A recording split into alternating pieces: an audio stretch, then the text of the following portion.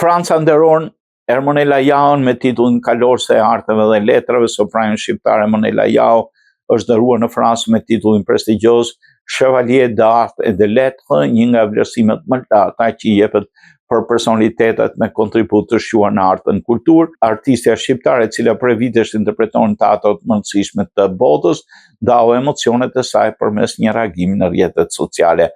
Marrja e titullit Chevalier d'Art et de Lettres është për mua një emocion i jashtëzakonshëm dhe një nder shumë i dashur në zemrën time, aq më tepër sepse Franca përfaqëson për mua dashurinë për artin, kulturën dhe të vërtetën njerëzore, shkroi Jao në mesazhin e saj.